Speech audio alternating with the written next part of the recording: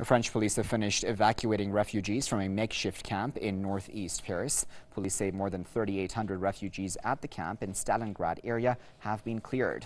The refugees were boarded on dozens of buses and transferred to holding centers in and around the capital. Officials say the Paris camp was rapidly growing following the closure of a refugee camp in the port city of Calais. Last month, France evacuated and demolished the jungle camp in Calais, which was home to some 10,000 refugees.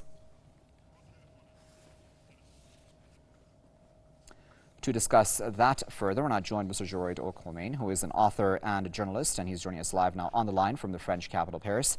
Sir, thanks for joining us. How do you feel about how France has treated its quote-unquote asylum seekers?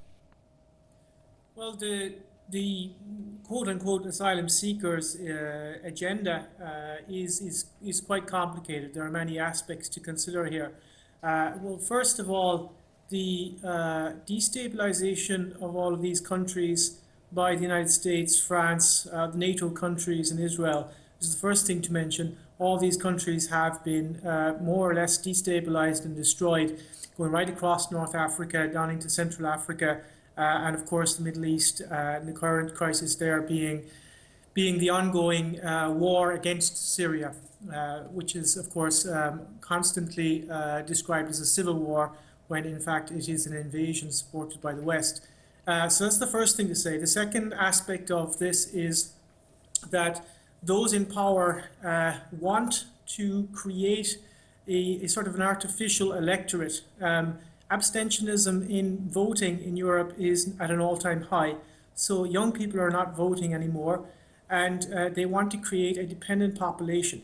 So there's an element of social engineering here as well. I should point out, for example, that many of these migrants are from countries like Eritrea, or they say they're from Eritrea.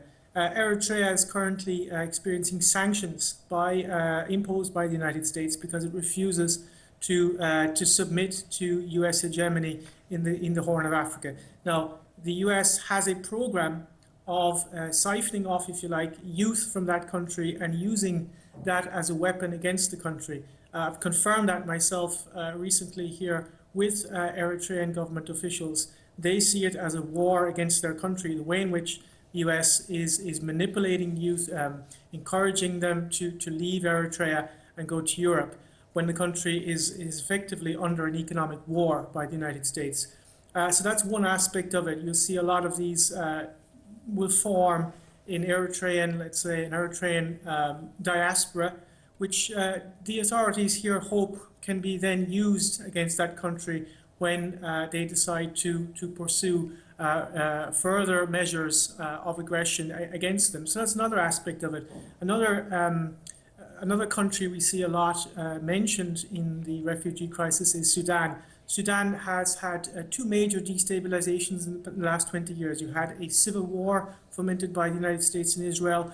That led to the death of up to 2 million people. That divided the country. Then you had the destabilization of Darfur in 2004, again by the United States and Israel. So that country as well has never really had a chance to develop.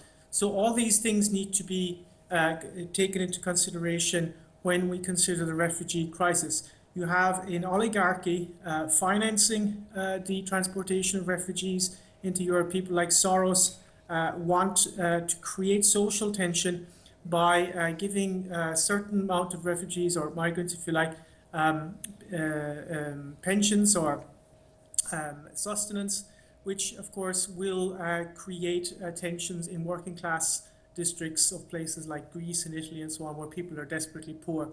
And so there's the umbrella term to describe this is coercive engineered migration.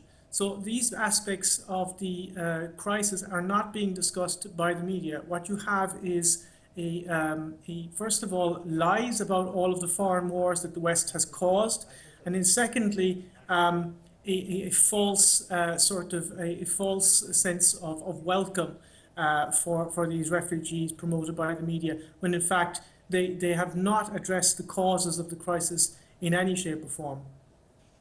Very well. Mr. Colmáin, we'll leave it there at that, but of course, as always, we do appreciate you taking your time out to share your thoughts with us.